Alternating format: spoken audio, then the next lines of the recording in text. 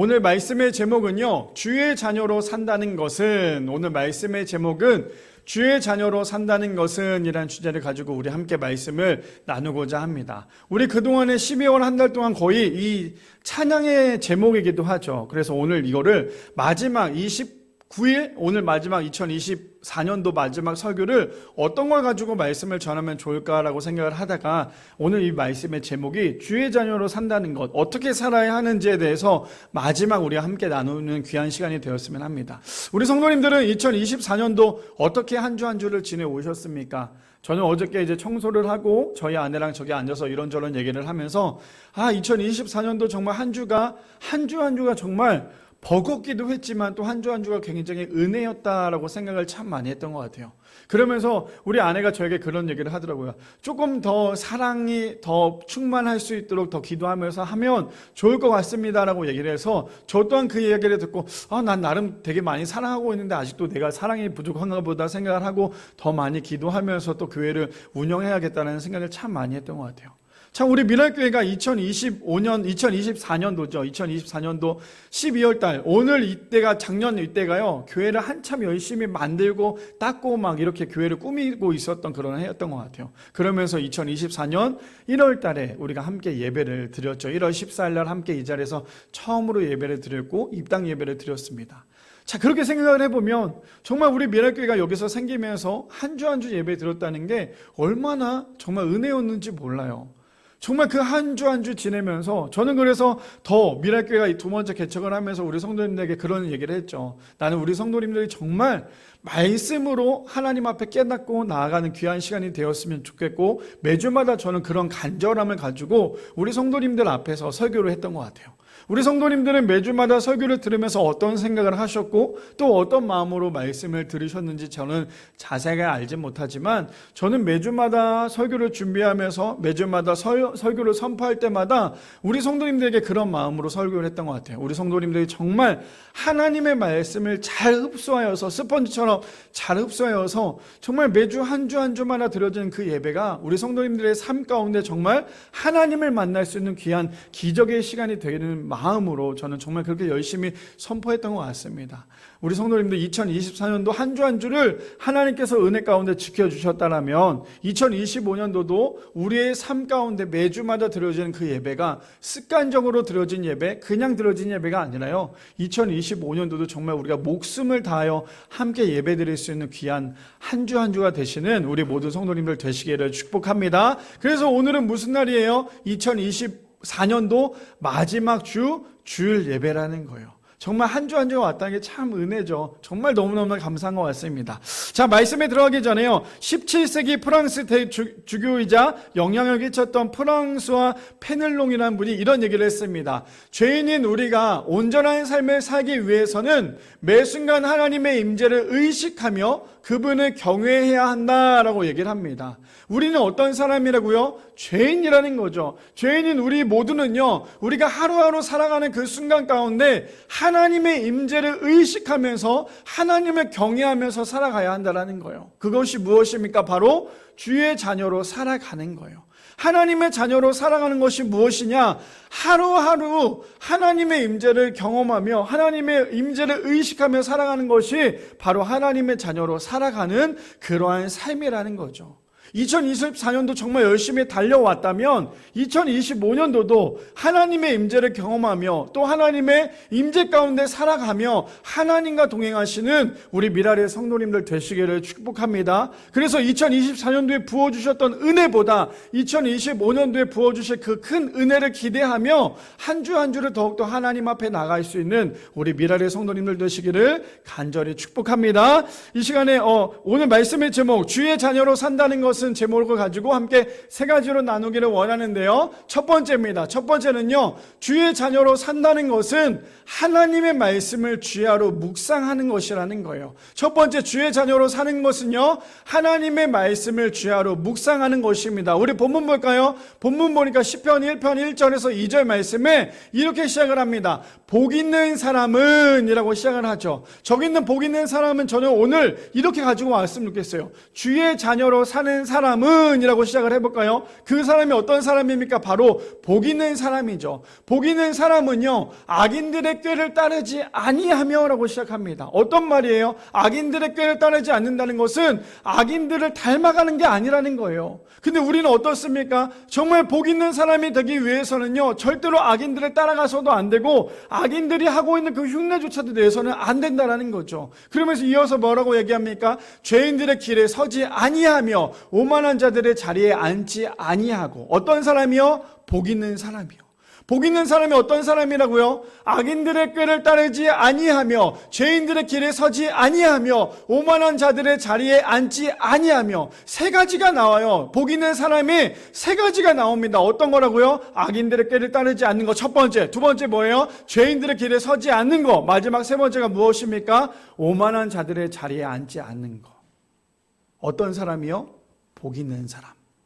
복 있는 사람은 저 세 가지에 돼서는 안 된다라고 성경은 이야기하고 있다는 거예요. 왜요? 2절에 보니까 이렇게 얘기하고 있어요. 오직 여호와의 율법을 즐거워하여 주의 율법을 주야로 묵상하는도다 라고 얘기합니다. 자, 복 있는 사람이 어떤 사람이라고요? 하나님의 말씀을 주야로 묵상하는 사람이래요. 하나님의 말씀을 주야로 묵상하는 사람의 특징이 뭔지 아십니까? 1절 다시 한번 넘겨주실래요? 하나님의 말씀을 정말 묵상하는 사람은요, 악인들의 꾀를 따르지도 않고요, 죄인들의 길에 서지도 않을 뿐 아니라 오만한 자들의 자리에 앉지 않는데요. 어떤 사람이요? 하나님의 말씀을 주야로 묵상하는 사람이에요. 저는 오늘 이 말씀을 묵상을 하면서 어떤 생각을 했냐면, 우리 성도님들 주일마다 성경을 갖고 오죠. 성경 갖고 오셨죠. 우리가 말씀을 보려고 성경을 갖고 와서 말씀을 봅니다. 근데 희한한 건 뭔지 아세요? 말씀을 우리가 주일날 교회에 올 때 성경책을 가지고 와요. 근데 예배가 끝나고 난 다음에 성경책을 집에다 두기도 하고 차에다 두기도 하는데 그 성경책을 열어볼 생각을 안 해요. 하나님과 동행하는 사람의 특징이 뭔지 아세요? 2절에 말한 것처럼 주야로 하나님의 말씀을 묵상하는 사람이에요. 근데 하나님과 동행하지 않는 사람의 특징이 뭔지 아십니까? 주일날만 성경책을 보는 사람이에요. 평일날 성경을 아예 안 봐요. 제가 그래서 내년에 우리 주제가 무엇입니까? 말씀대로 살아가는 해예요. 하나님의 자녀로 살아가겠다라고 우리는 맨날 묵상하잖아요. 나는 하나님의 자녀로 살아가겠습니다. 하나님과 동행하겠습니다라고 묵상을 하잖아요. 근데 막상 정작 우리는 예배가 끝나고 난 다음에 성경을 보지를 않아요.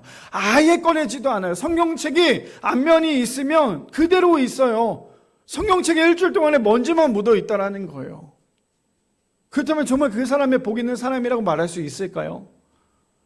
성경에서는 복 있는 사람은요, 하나님의 말씀을 주야로 묵상하는 사람이라고 얘기해요.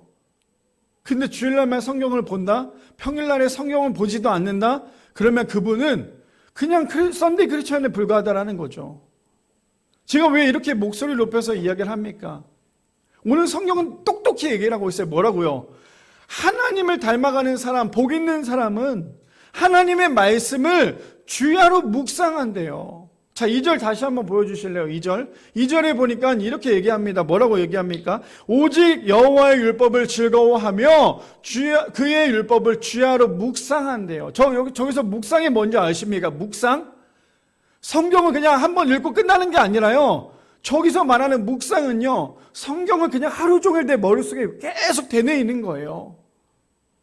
근데 우리는 일주일 동안에 성경을 과연 내 머릿속에 계속 일주일 동안 묵상하면서 사십니까?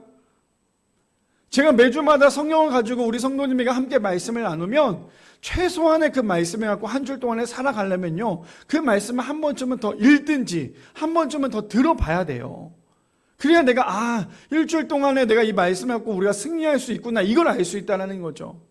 근데 주일날만 나와서 말씀을 듣고 끝, 주일날만 나와서 성경책을 펴보고 끝, 그 다음에 월요일부터 토요일까지 성경을 펴보지도 않고 말씀을 보지도 않고 묵상하지도 않는다면 우리가 과연 어떻게 우리의 삶 가운데 그러한 것들이 찾아왔을 때 우리가 이겨낼 수 있냐라는 거예요.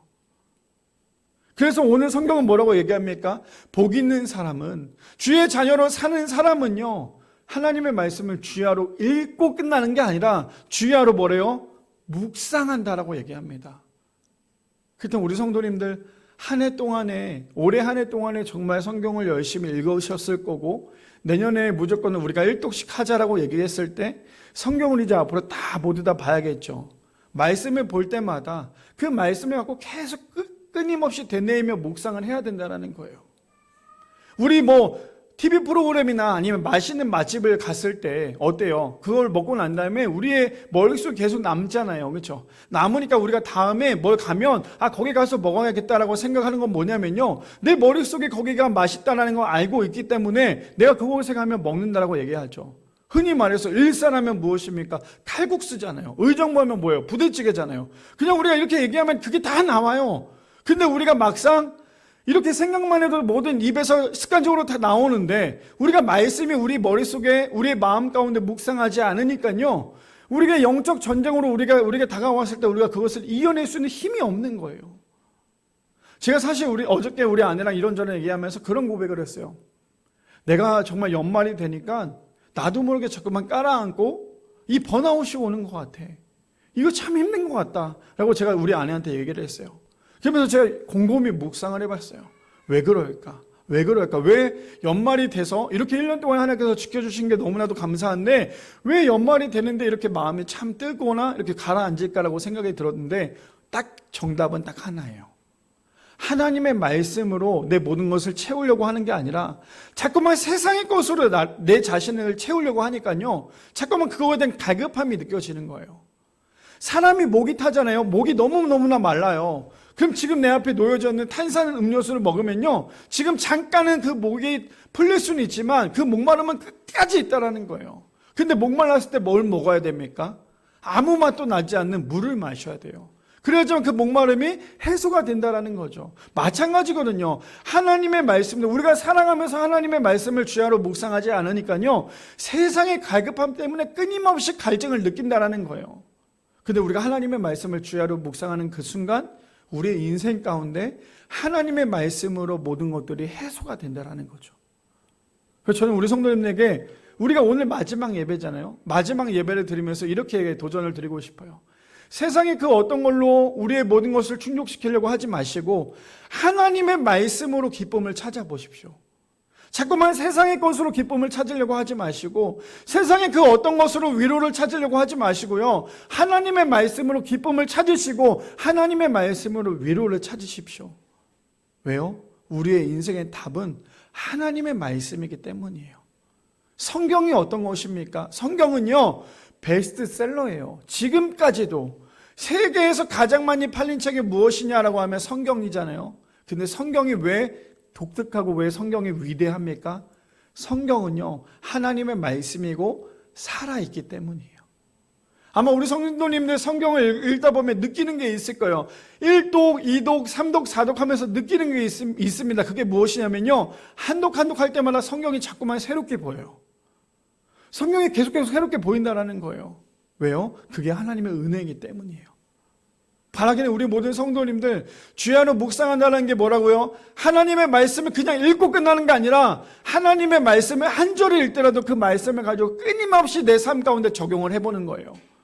하나님의 말씀을 우리 삶 가운데 적용을 해야지만 우리가 주야 가운데 묵상할 때 영적 전쟁부터 승리할 수 있다는 거죠. 왜요? 이렇게 나오죠. 마태복음에 보니까요. 마태복음 4장 10절에 보니까 이렇게 예수님께서 적용을 하십니다. 이에 예수께서 말씀하시되 사탄아 물러가라 기록되었으되 주 너희 하나님께 경배하고 다만 그를 섬기라 하였느니라 라고 얘기합니다. 어떤 상황인지 아시죠? 예수님께서 40일 동안에 금식하고 난 다음에 광야에서 마귀로부터 시험을 받는 그런 장면이었습니다. 그런데 마귀가요 끊임없이 예수님을 공격을 했어요. 영적 전쟁으로 예수님을 공격을 합니다. 근데 예수님께서 어떻게 물리치십니까? 예수님은 다른 걸로 물리치신 게 아니라 예수님은 마귀를요 하나님의 말씀으로 물리쳤다는 거예요.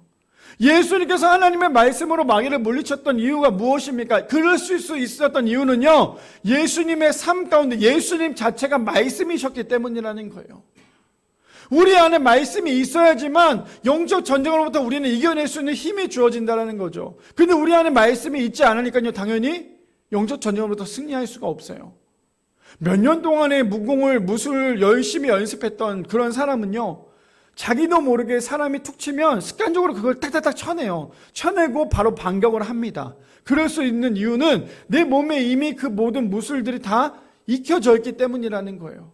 근데 이 사람이 아무것도 익히지 않은 상태에서 오늘 하루 그거를 무술을 배웠어요. 오늘 하루 그 무술을 익혔는데 지금 상대방이랑 1대1 대련을 해야 되는데 오늘 처음 배운 사람이랑 그 상대방이랑 싸우면 누가 이길 것 같으세요? 당연히 질 수밖에 없어요. 왜요? 이 사람은 오늘 하루 배운 사람, 지금까지 배웠던 사람과 대결을 하면 당연히 오늘 하루 배운 사람은 질 수밖에 없는 이유는 내가 오늘 하루 처음 배웠기 때문에 이길 수 없잖아요. 그 사람의 수를 읽을 수가 없다라는 거예요. 무슨 말이냐? 영적 전쟁이 바로 이런 거거든요. 매일매일 하나님의 말씀을 주야로 묵상하는 사람은요, 오늘 예수님께서 말씀하신 것처럼 기록되었을 때 주 너의 하나님을 시험하지 말라. 하나님의 말씀을 이겨낼 수 있는 힘이 주어져요. 근데 오늘 하루 말씀만 듣고 끝나는 사람은 생각해 보세요. 저번 주 제가 설교했던 말씀 기억나시는 분 계세요? 아니, 이렇게 생각해 봅시다. 우리 수요일날 성탄절이었어요. 성탄절날 제가 설교했던 말씀 기억나시는 분 계세요? 아마 거의 기억이 나지 않을 거예요. 말씀을 들어도 기억이 나지 않는데, 설교로 들어도 기억이 나지 않는데, 말씀을 읽지 않으면 우리가 어떻게 영적 전쟁에서 승리할 수 있겠어요? 목사인 저도 말씀을 읽을 때마다 항상 그 생각을 해요. 말씀을 읽고 묵상을 하는데도 불구하고 계속 번아웃이 오는 이유는요, 끊임없이 하나님의 말씀을 가지고 내가 살려고 하는 것에 대해서 우리가 끊임없이 묵상하지 못하기 때문이라는 거예요. 바라기는 우리 모든 성도님들, 하나님의 말씀이 내 삶 가운데 있지 않으면요, 우리는 절대 영적 전쟁에서 승리할 수 없습니다. 우리의 인생 가운데 끊임없이 숙달된 하나님의 말씀으로 숙달된 사람은 영적 전쟁으로부터 승리할 수 있지만, 숙달되지 않고 오늘 한 번만 듣고 끝나는 사람, 오늘 하루 설교, 그것도 40분 설교 딱 듣고 일주일 동안에 살아가는 사람은 절대 인생이 바뀌지 않아요. 제 설교를 듣고 인생이 바뀌진 않아요. 하나님의 말씀을 읽으셔야 돼요. 하나님의 말씀을 주야로 묵상해야 돼요. 그래야지만 오늘 첫 번째 주제가 무엇이었어요? 주의 자녀로 산다는 것은 하나님의 말씀을 주야로 묵상하는 거래요. 바라기는 우리 모든 성도님들, 하나님의 말씀을 주야로 묵상하여서 우리의 인생 가운데 영적 전쟁으로부터 승리할 수 있는 우리 모든 성도님들 되시기를 축복합니다. 두 번째입니다. 두 번째는요, 주의 자녀로 산다는 것은 하나님의 말씀대로 살아가는 것이에요. 두 번째, 주의 자녀로 산다는 것은요, 하나님의 말씀대로 살아가는 것입니다. 오늘 본문을 볼까요? 본문 3절에서 4절에 보니까 이렇게 얘기합니다. 그는 시냇가에 심은 나무가 철을 따라 열매를 맺으며 그 잎사귀가 마르지 아니함 같으니 그가 하는 모든 일이 다 형통하리로다 라고 얘기합니다. 3절을 다시 한번 더 읽어드리면, 그는 시냇가에 심은 나무가 철을 따라 열매를 맺으며 그 잎사귀가 마르지 아니함 같으니, 어떤 사람일까요? 저 그는이 누구예요? 바로 복 있는 사람이에요. 복 있는 사람은요, 시냇가에 심은 나무가 철을 따라 열매를 맺으며, 그래서 우리의 인생 가운데 열매는 반드시 필요하다라는 거예요. 우리의 살면서 우리의 열매가 어떤 건지에 따라서 우리가 어떤 사람인지를 알 수 있다라는 거죠. 그래서 그 잎사귀가 마르지 아니함 같으니 그가 하는 모든 일이 다 뭐래요? 형통하대요. 형통하다는 말이 무엇입니까? 다 잘 된다는 뜻이잖아요. 어떤 사람이요? 그가 누구요? 복 있는 사람은. 4절에 볼까요? 근데 반대로 악인들은요, 그렇지 아니하고 오직 바람에 나는 겨와 같도다. 우리 알곡과 쭉정이를 보면 딱 답이 나오잖아요. 그렇죠? 알곡은 어떻습니까? 알곡은 차곡차곡 모으지만 쭉정이는 어떻게 해요? 그냥 불에 다 태워버리잖아요. 우리가 정말 이것이 알곡인지 아니면 견지를 우리가 보면요, 이렇게 들어보면, 바람에 날 때 이렇게 들어보면요, 정말 알곡은 그대로 남아있어요. 근데 견은 어떻습니까? 그냥 휙 하고 날아가 버려요. 그러니까 결국에 알곡밖에 남지 않는다라는 거예요. 그게 누구래요? 악인이라는 거예요. 악인은 바람에 나는 겨와 같대요. 그냥 일회용품인 거예요. 일회성이라는 거예요. 그렇다면 우리 성도님들은 어떠한 삶을 살기를 원하십니까? 정말 복된 삶이 되어서 열매 맺는 삶을 사시겠습니까? 그래서 형통한 삶을 사시겠습니까? 아니면 그냥 악인처럼 나는 그냥 편하게 신앙생활 할 거야, 나는 그냥 그렇게 살 거야, 그러다가 바람이 불었을 때 내가 날아가는 그러한 삶을 사시겠습니까? 그래서 우리는요, 언제나 끊임없이 하나님의 말씀을 묵상하며 하나님의 말씀대로 살아가야 한다는 거예요. 자, 그래서 마태복음 7장에 보면 이렇게 얘기합니다. 7장 16절에서 21절까지 보면요, 이렇게 얘기를 하죠. 그의 열매로 그들을 알지니 가시나무에서 포도를 또는 엉겅퀴를 무화과를 따겠느냐라고 얘기합니다. 17절이요. 이와 같이 좋은 나무마다 아름다운 열매를 맺고 못된 나무가 나쁜 열매를 맺나니라고 얘기해요. 좋은 나무는요, 좋은 열매를 맺을 수밖에 없고요, 못된 나무는 나쁜 열매를 맺을 수밖에 없다라는 거예요. 이거는 어린 아이들도 너무나 잘 안다라는 거죠. 우리도 마찬가지이기 때문에. 그래서 19절에 보니까 이렇게 얘기합니다. 19절이요. 죄송해요. 18절이네요. 좋은 나무가 나쁜 열매를 맺을 수 없고 못된 나무가 아름다운 열매를 맺을 수 없느니라. 19절이요. 아름다운 열매를 맺지 아니하는 나무마다 찍혀 불에 던져지느니라. 20절이요. 이러므로 그들의 열매는 그들이 알리라. 그래서 우리가 살아가면서 우리 그런 얘기 많이 하죠. 사람의 얼굴을 보면 그가 지금까지 살아오면서 어떠한 삶을 살았는지 알 수 있대요. 인상을 끊임없이 찡그리고 있는 사람은 그의 인생은 그냥 인상 쓰는 삶이었다면, 얼굴을 봤을 때 항상 웃는 인상은요, 그의 삶은, 그의 인생은 웃는 삶이 될 수 있다는 거예요. 그래서 우리는 마지막 노년 때 보면요, 우리의 열매를 볼 수 있다는 거예요. 우리가 얼마나 열심히 살았는지 우리의 노년을 보면요, 우리의 열매를 알아볼 수 있다는 거죠. 그래서 21절에 보면 이렇게 얘기합니다. 저는 그래서 21절이 우리 성도님들에게 도전이 되었으면 좋겠어요. 이렇게 얘기합니다. 나더러 주여 주여 하는 자마다 다 천국에 들어갈 것이 아니요, 다만 하늘에 계신 내 아버지의 뜻대로 행하는 자라야 들어가리라 라고 얘기를 합니다. 무슨 말이에요? 하나님의 말씀대로 내가 열심히 산다고 하지만 저기서 말하는 나더러 주여 주여 하는 자마다는 무슨 말이에요? 하나님을 내가 잘 믿는다라고 겉으로는 이야기하지만 정작 그는 구원받지 못하는 사람들이 너무나 많다라는 거예요. 그래서 두 번째 주제가 무엇이었습니까? 주의 자녀로 산다는 것은요, 하나님의 말씀대로 살아가는 거예요. 하나님의 말씀대로 살아가지 못하는 사람이 가장 큰 실수가 뭐냐면 나더러 주여 주여 하는 자예요. 그 나더러 주여 주여 하는 자가 무엇입니까?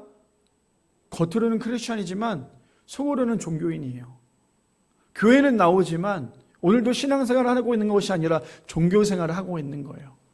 왜 그런 삶을 살 수밖에 없을까요? 하나님의 말씀대로 살아가지 않기 때문이에요.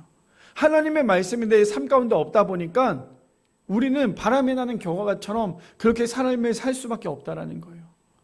그래서 마태복음 7장 21절이 그래서 이렇게 두려운 말씀이에요. 나더러 주여 주여 하는 자마다 다 천국에 들어갈 것이 아니요 다만 하늘에 계신 내 아버지의 뜻대로 행하는 자라야. 그 뜻대로 행하기 위해서 우리가 해야 될 건 무엇이라고요? 하나님의 말씀을 읽어야 돼요. 하나님의 말씀대로 살아가야 돼요. 그 뜻대로 살아가는 게. 그냥 내가 1 더하기 1이 2니까 이렇게 살아야지가 아니라 그 뜻대로, 하나님의 말씀대로 그 뜻대로 살아가는 거는요, 하나님의 말씀을 끊임없이 읽고 하나님의 말씀을 끊임없이 묵상하고 하나님의 말씀대로 우리가 살아가는 것, 그게 바로 하나님의 뜻대로 살아가는 거예요. 아까 서두에도 제가 말씀을 드렸지만 진짜 신앙생활 하는 사람과 종교생활 하는 사람의 차이가 무엇인지 아십니까? 종교생활 하는 사람은요, 주일날 나와서 성경책을 한번 펴보고 설교를 듣고 나는 오늘 예배를 드렸다고 끝나는 사람이 종교생활을 하는 사람이에요. 근데 신앙생활 하는 사람은요, 오늘도 내가 설교를 들었고 말씀을 읽었잖아요. 그러면 내가 내일부터 이 말씀을 어떻게 적용하면 살아가야겠다라고 성경을 매일매일 읽는 사람이 진짜 신앙생활이라는 거예요. 자, 그럼 우리가 지금 살아오면서 내가 종교생활을 했는지 신앙생활을 했는지 어떤 건지 아시겠죠? 아, 내가 정말 신앙생활을 한다고 생각을 했는데, 하나님과 동행한다고 생각을 했는데 정작 내가 종교생활을 하고 있었구나. 근데 괜찮아요. 왜요? 내년부터, 아니 오늘부터 우리가 다시 종교생활이 아니라 신앙생활로 돌아오면 돼요. 어떻게 해요? 오늘 말씀이 끝나고 내일부터 다시 우리의 삶이 예배가 되시면 돼요. 예배가 된다는 것이 무엇입니까? 하나님을 찬양하는 것도 있겠지만 하나님의 말씀을 주야로 묵상하고 그대로 살아가는 거예요. 바라기는 우리 모든 성도님들, 오늘 말씀처럼 정말 주야로 묵상했다면 이제는 우리가 해야 될 것은 하나님의 말씀대로 살아가야 한다는 거예요. 하나님의 말씀대로 살아가는 게 쉽지는 않지만, 그렇게 살려면 정말 내 자신의 모든 것을 다 내려놔야 하는 어려움이 있지만, 그럼에도 불구하고 우리가 하나님의 말씀대로 살아가려고 노력하셔야지만, 또 하나님의 은혜를 구해야지만 우리가 하나님의 뜻대로 살아갈 수 있는 거예요. 자꾸만 세상 가운데 쾌락을 찾거나 세상 가운데 위로를 찾거나 세상 가운데 모든 것을 찾지 마세요. 그러면 우리가 절대 하나님을 볼 수 없어요. 세상을 가운데 우리가 그 모든 것을 찾는 것이 아니라 하나님의 말씀 가운데 기쁨을, 위로를, 그 모든 것을 찾아낼 수 있는 우리 모든 성도님들 되시기를 축복합니다. 마지막 세 번째입니다. 그래서 마지막 세 번째 이렇게 얘기하죠. 주의 자녀로 산다는 것은 하나님께로부터 인정받는 삶이라는 거예요. 마지막 세 번째, 주의 자녀로 산다는 것은요, 하나님께로부터 인정받는 삶입니다. 오늘 보면 마지막 볼까요? 5절에 보니까 이렇게 얘기합니다. 그러므로 악인들은 심판을 견디지 못하며 죄인들이 의인들의 모임에 들지 못하리로다 라고 얘기합니다. 마지막 때 악인들은요, 그 심판을 견디지 못한다라는 거죠. 그게 악인들의 특징이에요. 지금 내가 잘 먹고 잘 살아. 하나님 없이도 괜찮아. 하나님 없이도 나 잘 먹고 잘 살면 되지. 지금 당장의 쾌락 때문에 나중에 다가올 나의 심판을 견디지 못하는 게 바로 이 악인이라는 거예요. 지금 당장 잘 먹고 잘 사는 게 끝이 아니거든요. 우리 너무나 잘 알고 있는 성경에 보면 부자와 거지 나사로를 보면 인생을 보면 어떻습니까? 부자는 어땠어요? 지금 당장은 잘 먹고 잘 사는 것으로 모든 것을 만족했다라는 거예요. 그러나 그의 인생은 어떻게 됩니까? 죽고 난 다음에 그 심판을 견디지 못해요. 견디지 못하니까 어떻게 해요? 지금 제 혓바늘에 물 한 방울만 찍어서 좀 제 혓바늘에 주십시오라고 얘기하잖아요. 그게 악인들의 특징이에요. 신앙생활이요, 정신 차리셔야 돼요. 신앙생활이요, 똑바로 하려면 정말 정신 차려야 돼요. 이렇게 앞에서 열심히 신앙생활 하는 것 같지만 마지막 심판 때 그것을 견디지 못하는 인생이 되어서는 안 된다는 거예요. 그래서 뭐라고 얘기합니까? 못하면 죄인들이 의인들의 모임에 들지 못하리로다. 6절이요. 그런데 무릇 의인들의 길은 여호와께서 인정하시나 악인들의 길은 망하리로다. 완벽한 인생의 갈림길을 놓아준다는 거예요. 세상을 바라볼 거냐, 아니면 하나님의 뜻 가운데 하나님이 원하시는 대로 살아갈 거냐. 정말 복되는 인생은 어떤 인생인 줄 아세요? 하나님으로부터 인정받는 인생이에요. 그게 무엇입니까? 자꾸만 나를 비워내고 하나님의 것으로 채우는 것. 그래서 무릇 의의 길은 여호와께서 인정하시나, 바라기는 여기 앉아 계신 모든 성도님들의 그 길이 여호와께서 인정하는 길이 되기를 축복합니다. 절대로 되지 않아야 될 것은 악인들의 길은 망한대요. 우리의 인생 가운데 악인들의 길이 아니라 정말 하나님이 인정하시는 의인의 길이 되시는 우리 모든 성도님들 되시기를 축복합니다. 그래서 마태복음 25장 21절에 이렇게 얘기합니다. 그 주인이 이르되 잘하였도나 착하고 충성된 종아, 내가 적은 일에 충성하였음에 내가 많은 것을 내게 맡기리니 내 주인의 즐거움을 참여할지어다 하고 라고 얘기합니다. 저는 저 말씀을 읽을 때마다 너무나 잘 알고 있는 달란트의 비유에, 그렇죠? 저 말씀을 읽을 때마다 하나님께서 우리에게 주시는 그 일이, 그 사명이 어떤 건지 아세요? 커다란 것이 아니에요. 정말 작은 사명을 주셨을 때 그 사명을 묵묵히 감당하는 사람에게 하나님께서 뭐라 말씀하세요? 잘하였다 착하고 충성된 종아라고 얘기해요. 하나님, 저는요 제 달란트가 이렇게 많은데 겨우 그만큼밖에 저에게 안 주십니까? 나는 이것도 할 수 있고 저것도 할 수 있고 이것도 할 수 있고 저것도 할 수 있는데 하나님 나에게 좀 일을 많이 주십시오.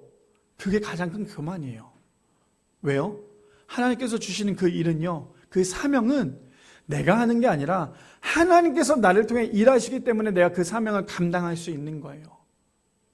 근데 저기 나오는 달란트 비유의 그 모든 사람들의 마지막 그 사람이 망할 수밖에 없었던 이유는 자기가 할 거라고 생각을 했기 때문이에요. 근데 우리의 인생은 지금까지 살아온 거.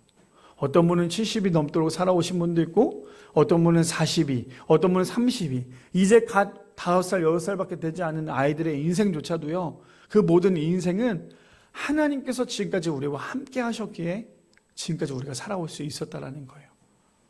제가 오늘 문득 아침에 차를 타고 오면서 우리 아내랑 그런 얘기를 했어요. 내가 벌써 40이야. 이렇게 하면 우리 권사님들 아유 아직도 한참이네 라고 얘기하실 수 있겠지만 제 인생에 이제 앞으로 제가 살아온 인생의 반을 살면 제가 60이에요. 또 제 인생의 30%를 4분의 3을 더 살면 제가 이제 그때는 은퇴예요. 아, 나도 이제 중간까지 오고 있나 보다라고 생각을 할 때가 있다라는 거예요. 근데 우리 성도님들, 그럼에도 불구하고 우리가 한 해 한 해 살아가면서 하루하루 살아가면서 그 모든 것들이 하나님의 은혜였다라는 거. 근데 우리가 그 하나님의 은혜대로 살려면 오늘 말씀처럼 어떻게 살아야 돼요? 하나님께서 작은 것을 주셨을 때 그것을 우리가 묵묵히 감당할 수 있는 사명자가 돼야 된다는 거예요. 근데 그거를 이게 사명인지 아닌지 어떻게 알까요? 결국 하나님의 말씀을 주야로 묵상해야지만 하나님께서 나에게 이것이 사명이다라는 걸 알려줄 수 있다라는 거예요. 우리 그런 얘기 많이 하죠.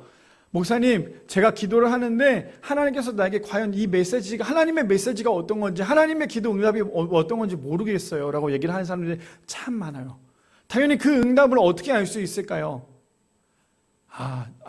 우리가 기도할 때 하나님께서 음성으로 얘야 이렇게 해야지 하나님께서 이렇게 하시는 경우도 있겠지만 제일 큰 거는 하나님의 말씀을 주야로 묵상할 때 하나님의 말씀이 우리 가운데 있을 때 그 말씀이 우리의 인생 가운데 해석이 된다는 거예요.